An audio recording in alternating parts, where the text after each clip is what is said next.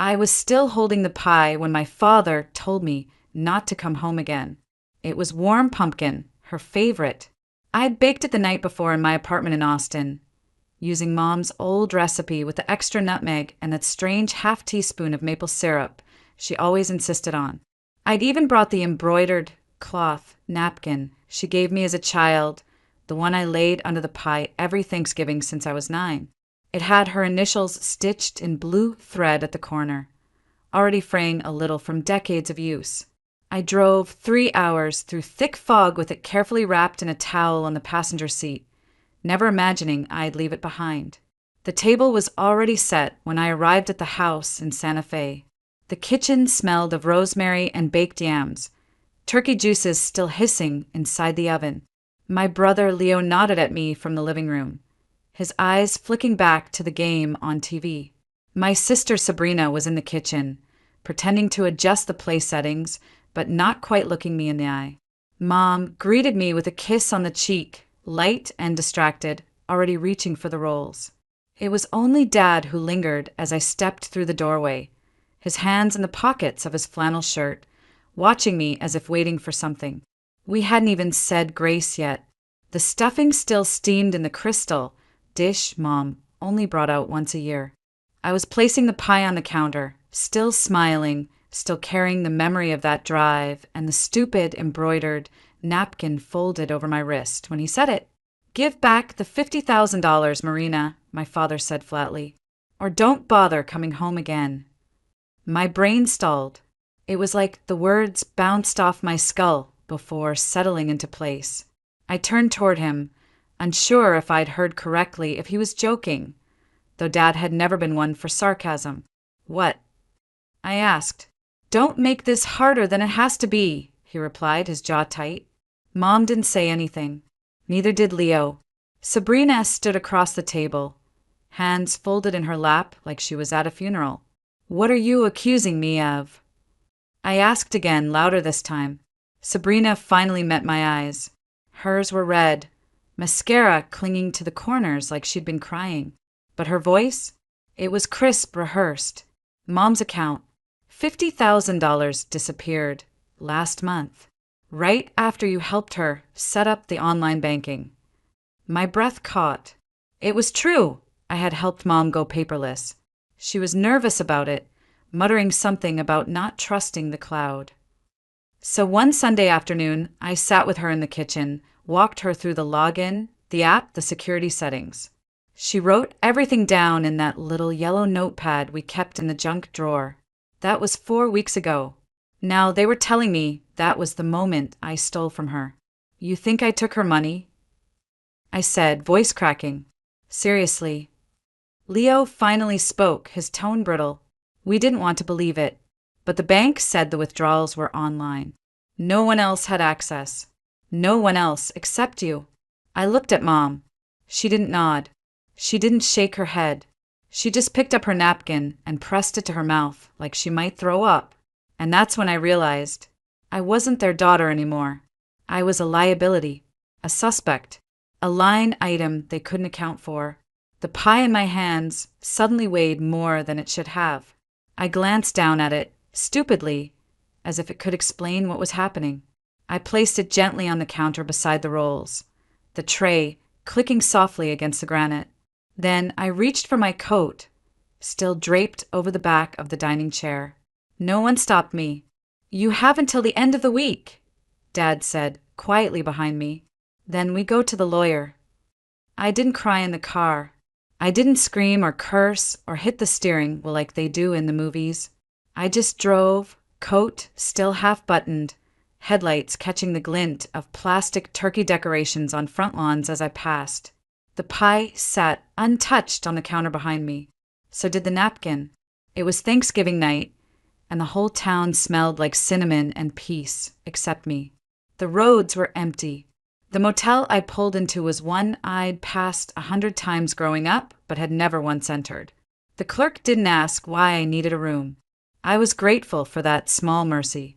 The room smelled like microwave popcorn and old carpet. I kicked off my boots, sat on the edge of the bed, and stared at my hands, still trembling. I was 34 years old. a senior forensic accountant entrusted with millions in fraud investigations. I'd testified in federal court. I'd uncovered shell companies and embezzlement rings in billion-dollar firms. But my own family thought I'd stolen $50,000 from my mother. And the worst part was, I wasn't even surprised. Not entirely. I didn't sleep that night. Not because of the scratchy sheets or the hum of the motel's ancient HVAC system, but because of a different kind of silence, the kind that lives in your chest after something breaks, not loudly but cleanly, permanently. I sat in the dark with my phone in my lap, screen dimmed, waiting for something. A message, a call, a sliver of doubt from one of them, but it never came. I kept replaying it, Dad's voice flat, cold. Sabrina's trembling lashes, but steady tone. Leo's silence. And Mom. God, Mom. She didn't ask me if it was true. She didn't ask me anything. She just looked away and reached for her napkin like she couldn't bear to look at me. It was a kind of grief I hadn't known before. Not the kind that comes from death, but the kind that comes from realization that the people who claim to know you best will still choose to believe the worst. Then my phone buzzed. A message from Sabrina. We didn't want it to come to this, but you made it hard to trust you. No, happy Thanksgiving. No, are you okay? Just a quiet dismissal wrapped in false diplomacy. I turned the phone over, face down, out of sight. I couldn't look at it anymore. I'm a forensic accountant. For nearly a decade, I've specialized in fraud analysis, corporate theft, and internal embezzlement. I've traced money through offshore accounts and shell companies that existed for 24 hours just to vanish with 7 figures. If there's one thing I know, it's this. Theft is rarely about need. It's about narrative. And right now, someone had written me in as the villain. I lay back on the stiff mattress, staring at the water-stained ceiling. I thought of all the things they never said out loud. The way Sabrina used to roll her eyes when Mom praised my job. How Leo scoffed when I talked about depositions or casework, like my career was just another excuse not to live a little. Last Christmas, I offered to pay for a new roof on the house. Leo muttered something about buying loyalty. I laughed it off. I thought we were joking. I thought we were still family. But I wasn't part of their story anymore. I was the threat, the one who had something they didn't. And maybe they'd been waiting for a reason to cut me loose. The next morning, I didn't need an alarm. My body knew what it was time to do. Years of chasing fraud had trained me to act quickly before evidence disappears. I poured myself a cup of coffee from the motel lobby. It tasted like burnt cardboard, but it would do. I brought it back upstairs, opened my laptop on the tiny desk, and pulled up a secure channel to my firm. There was something they didn't know about me. I'd been working on a broader case with our compliance team, one involving elder financial abuse across several regional banks. One name kept surfacing, Greenwell Mutual, my mom's bank. The withdrawals in our case followed a specific pattern. 3 transactions, spaced 5 days apart, each just under federal reporting thresholds and always in person. I hadn't mentioned my personal connection. It had seemed irrelevant until now. I typed a quick message to Theo, our compliance officer. All I sent was a name, a date range, and a location. Carmen Alvarez. October. Santa Fe. An hour later, I had the file. 3 withdrawals. October 10th, 15th, and 20th.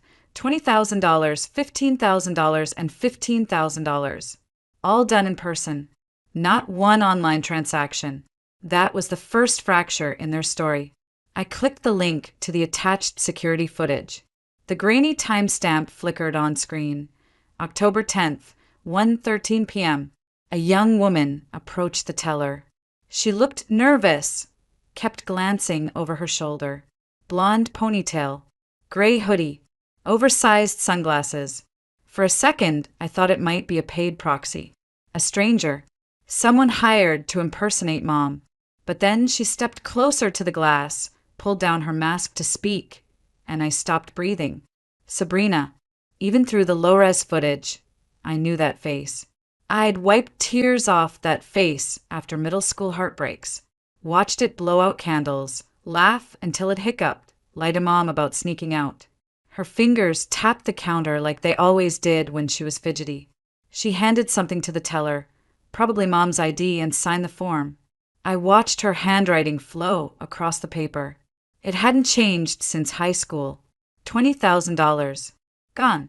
I sat back, heart racing. This wasn't a misunderstanding. It wasn't panic or borrowing gone wrong. It was planned. They waited until I set up Mom's online banking. Waited until I went back to Austin. Then they moved, and I was their cover story. I opened the second video. October 15th, Leo this time. No disguise, no nerves. He smiled at the teller, made small talk, signed the form like he owned the account. Third video, Sabrina again. Same hoodie, different sunglasses. The audacity made my skin crawl, but something still didn't make sense. How had they gotten access to Mom's ID? Her account numbers? Then it hit me. 2 weeks before I helped Mom set up her account, she'd gone in for some outpatient tests. Nothing serious, just routine scans. Sabrina had volunteered to stay overnight with her. Mom's purse had been with her the entire time. Her checkbook, her bank statements, her driver's license. That's when it started. But it didn't end there. I pulled up the metadata from the online banking setup. The first login, not from Mom's phone, from a tablet connected to the Alvarez home Wi-Fi. IP address matched Sabrina's Netflix account. The one-time password had been sent to an alternate email, one that wasn't listed in Mom's official info. I traced it. The recovery phone number? Leo's. They weren't just sloppy. They were arrogant. They thought no one would look twice, not if the golden child was the one to blame, not if the family all nodded in unison. I closed my laptop slowly. This wasn't a mistake. This was fraud. And they used my love for my mother as the perfect smokescreen. If they wanted a villain, I'd show them what it looked like when the villain came armed with receipts. Monday afternoon arrived wrapped in golden slants of late autumn light, the kind that used to make the Alvarez house feel like home. It slipped through the clouds like forgiveness, soft, slow, and undeserved. But this time, I didn't feel like the child returning for warmth. I felt like a witness walking back to the scene. I parked on the curb instead of pulling into the driveway. Leo's SUV was there. Sabrina's compact. Mom's aging sedan. No guests, just family. I sat in the car for a moment, hands resting on the slim black folder in my lap. Inside were printouts, security stills, login metadata, and teller signatures. Every receipt they didn't expect me to keep. Then I stepped out. No announcement.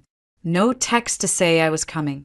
I walked up the porch steps the way I had 100 times before. Except this time I didn't pause to wipe my boots. I opened the door, heart steady, breath even. The house smelled like chicken broth and rosemary. The kitchen lights were on. I could hear the clatter of silverware, low laughter, the comforting hum of everyday life continuing as if they hadn't cast me out just 3 nights ago. They didn't hear me at first. Sabrina was perched on the counter with a coffee mug in hand, legs swinging like she was still 13.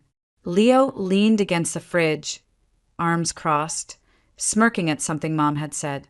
And Mom, Carmen, stood by the sink, drying dishes in slow, methodical circles. Dad stirred something on the stove, back to the room. They looked up when I stepped in, and everything stopped. No one moved. No one spoke. Sabrina lowered her mug. Leo's arms uncrossed. Mom's dish towel stilled. I walked straight to the kitchen island, the one we used to roll cookie dough on every Christmas, and gently laid the folder on the wood. Then I reached into my bag and pulled out something else, the embroidered napkin. I laid it beneath the folder like an offering, or maybe a flag they'd already burned. You believed I stole from Mom, I said, voice quiet. So let me show you what really happened. The room shifted. The air thickened like before a storm. I opened the folder and slid out the first photo, a grainy still of Sabrina leaning over the teller's desk in sunglasses, signing a withdrawal slip. October 10th, I said. $20,000. Not online. Not me. Sabrina's face drained of color. She didn't say a word. I laid down the second photo. Leo, smiling in his navy sweater, handing a check across the counter. October 15th, $15,000. My voice trembled slightly, not from rage, but from restraint. These weren't strangers. These were the people I built snowmen with. The ones who taught me to ride a bike, to parallel park. The ones who sent me birthday cards with inside jokes. The third photo showed Sabrina again. Different sunglasses. Same hoodie. I lined them up in silence, like evidence in a courtroom. Then I laid down the teller's signature logs. Same branch. Same handwriting. I matched them with the note you left on the fridge last week. Sabrina. She finally spoke, but her voice was thin. Hello. You went through our stuff. I tilted my head, almost gently. You went through Mom's.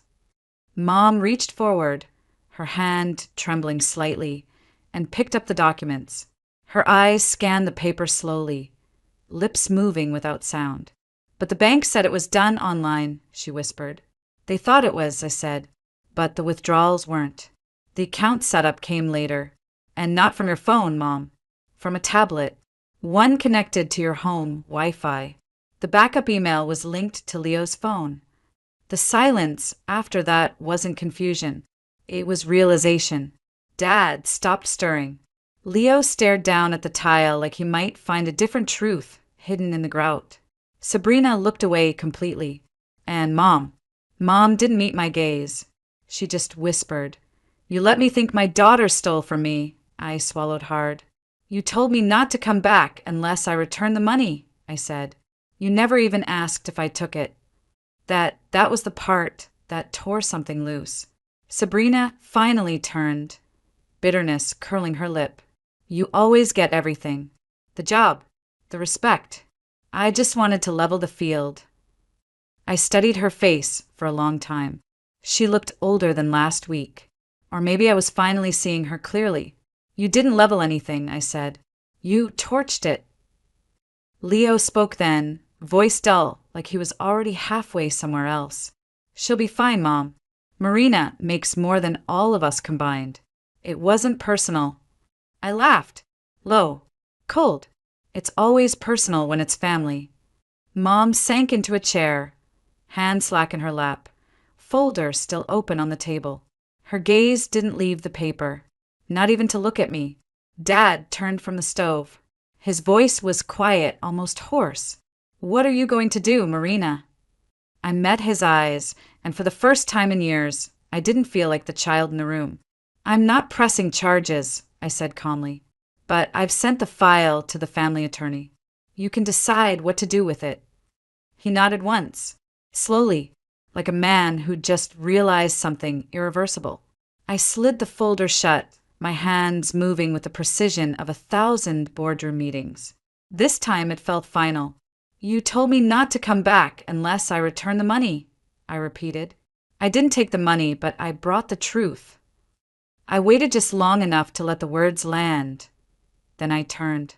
Marina, Mom's voice cracked. I paused in the doorway. Thanksgiving's over, I said. You all made sure of that. Then I walked out. I didn't take the folder. I didn't take the pie.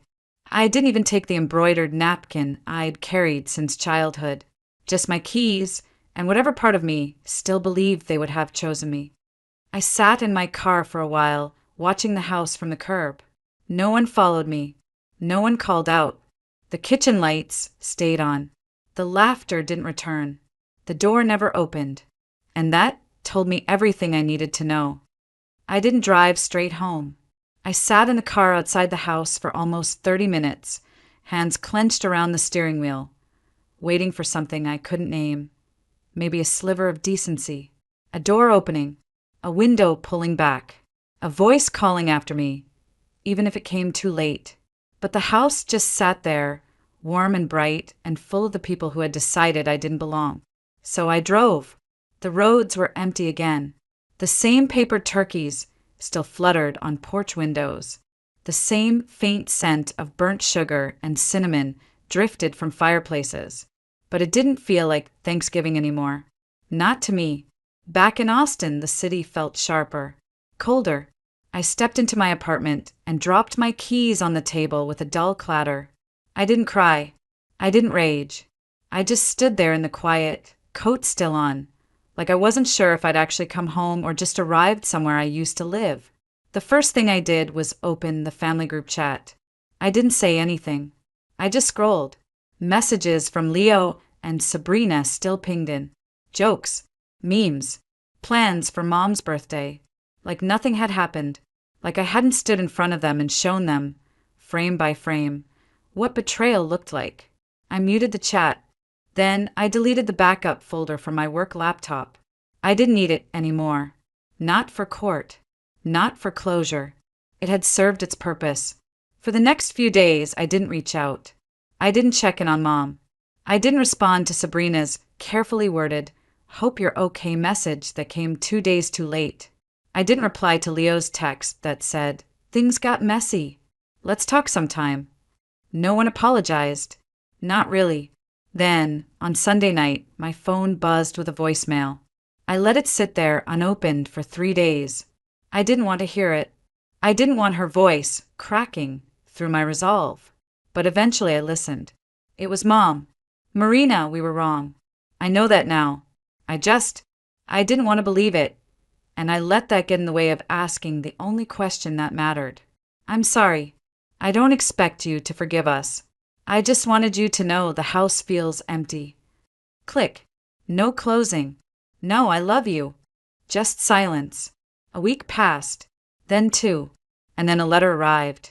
Real paper, real ink, postmarked from Santa Fe. Inside was a photo from when we were kids.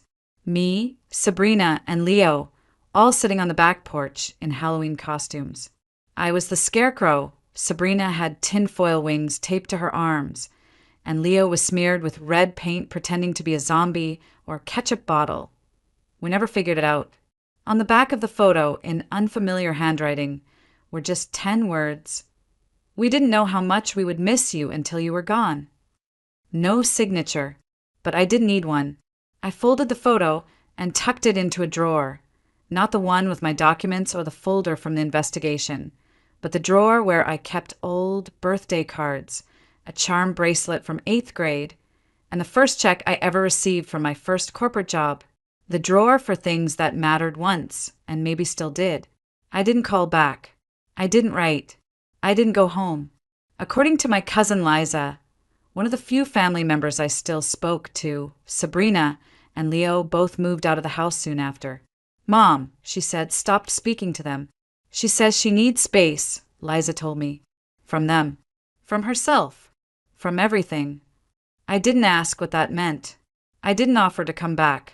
Instead, I poured myself into something new.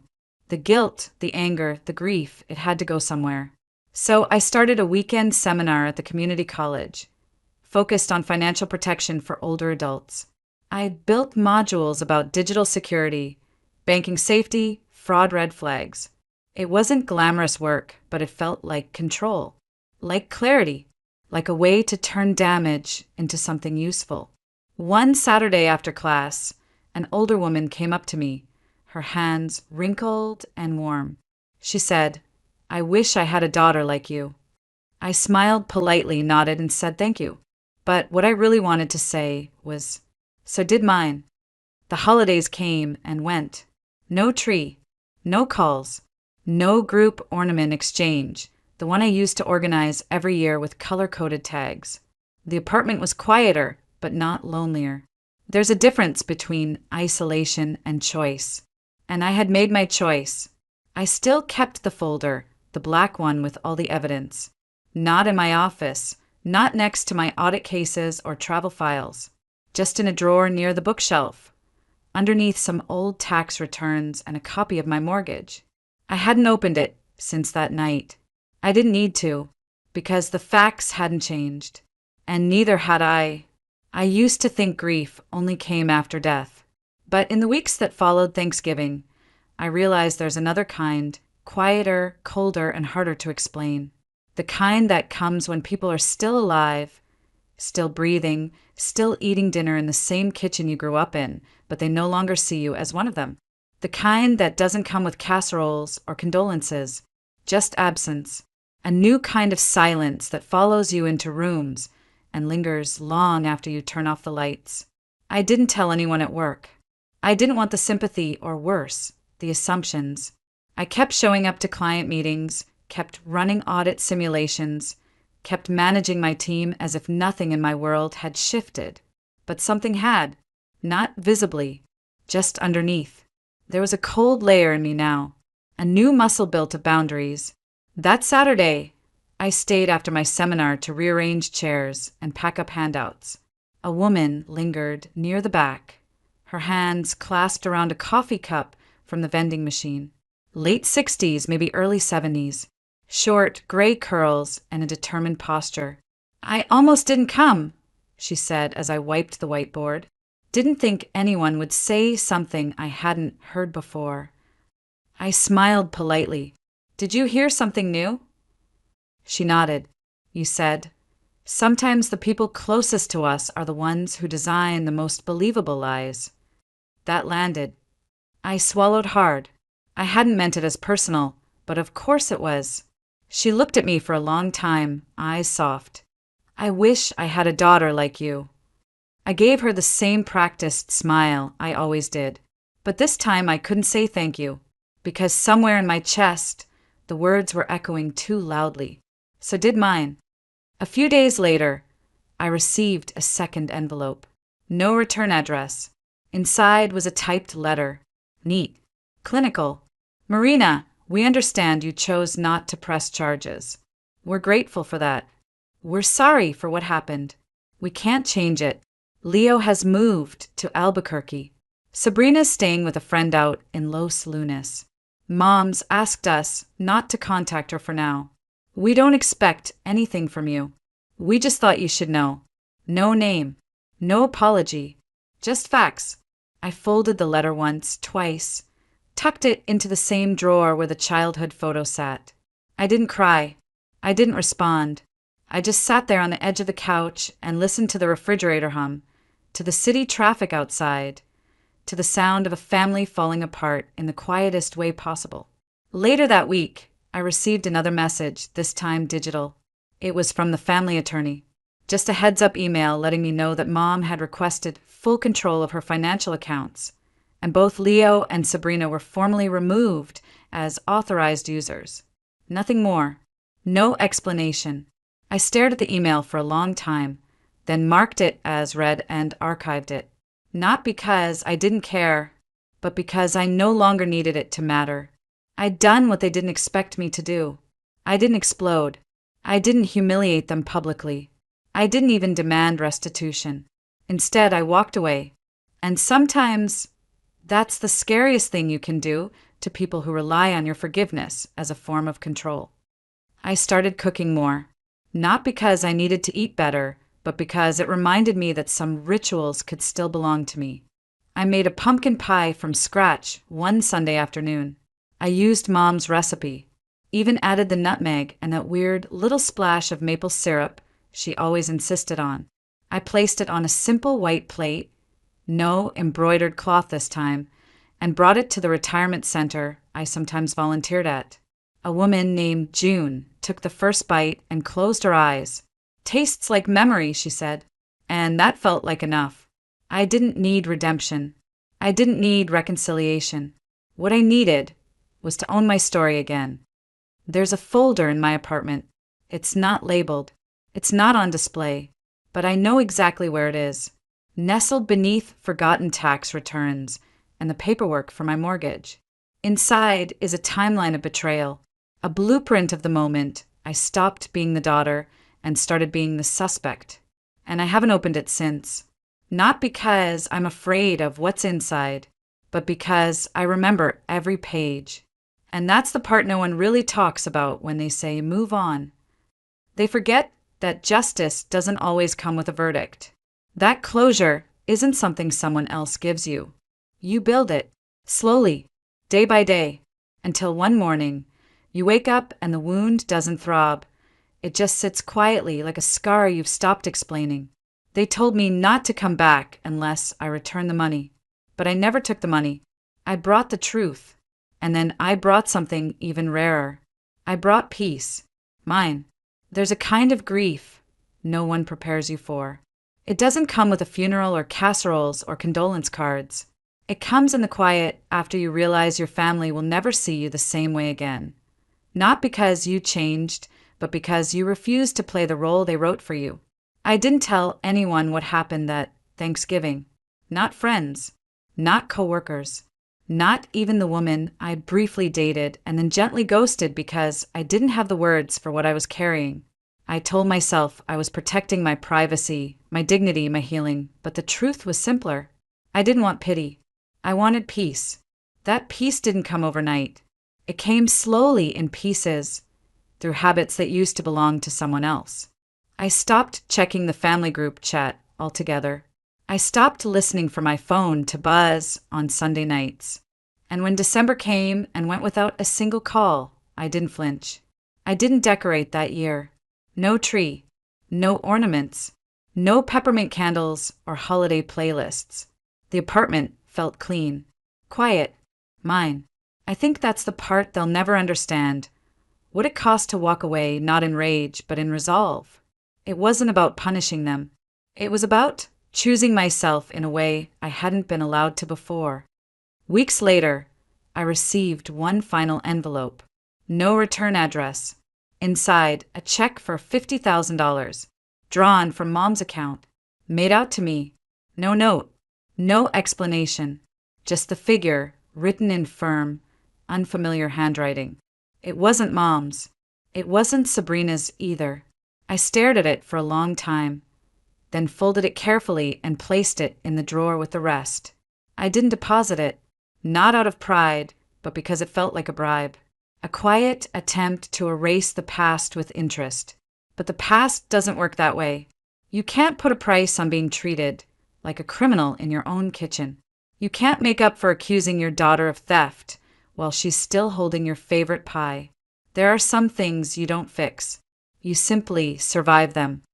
I moved offices in February. Nothing dramatic, just a new location, a shorter commute, better light. As I packed, I came across a folder labeled Family Case Internal.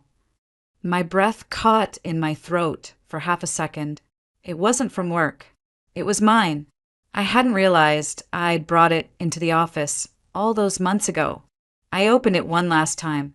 Inside were all the receipts, the bank logs, the surveillance stills, the handwriting samples, every lie time-stamped and verified. And beneath it all, tucked into the back, was the photo, the Halloween one, the scarecrow, the wings, the red paint. I looked at our faces, 3 kids who had no idea they'd grow up and forget how to protect each other. I left the photo and shredded everything else. It was time. There's something powerful about being done. Not angry, not bitter, just done.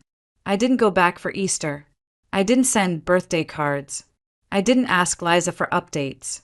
And when Mom left a voicemail saying she was going through old photo albums and might want to send me some, I didn't respond. Not because I didn't care, but because I no longer needed to be invited to a table where I'd already been told I didn't belong. Instead, I created a new one. Every month, I held open sessions at the community center. Retirees, widows, adult children trying to protect their aging parents from scams. I taught them how to read bank statements, how to spot digital phishing, how to recognize financial grooming by their own family. I told them what to look for and what not to ignore. Sometimes people cried. Sometimes they thanked me. And sometimes they stayed after class just to sit quietly, sipping coffee, as if what they really needed was to feel safe in a room with someone who knew the weight of betrayal. Those were the moments that reminded me, you don't need justice to move on. You just need clarity. People ask me now if I've forgiven them. The truth? I don't think forgiveness is always the goal. Sometimes the goal is simply to stop bleeding. And sometimes the kindest thing you can do for yourself and for them is to walk away with the wound still open, but with your hands clean. I still keep the embroidered napkin. It's tucked in my kitchen drawer, the edges more frayed than ever. I don't use it. I don't even look at it often. But I know it's there, a reminder of who I was, and how far I've come. I was still holding the pie when my father told me not to come home again. And maybe he didn't realize then what he was truly saying, that the place I once called home was no longer mine, that the family I gave everything to had already chosen someone else's version of me over the real one, that when I set that pie down and walked out the door, I wasn't leaving. I was letting go. And the thing they lost that night wasn't a daughter. It was the only person in that house who ever bothered to come back.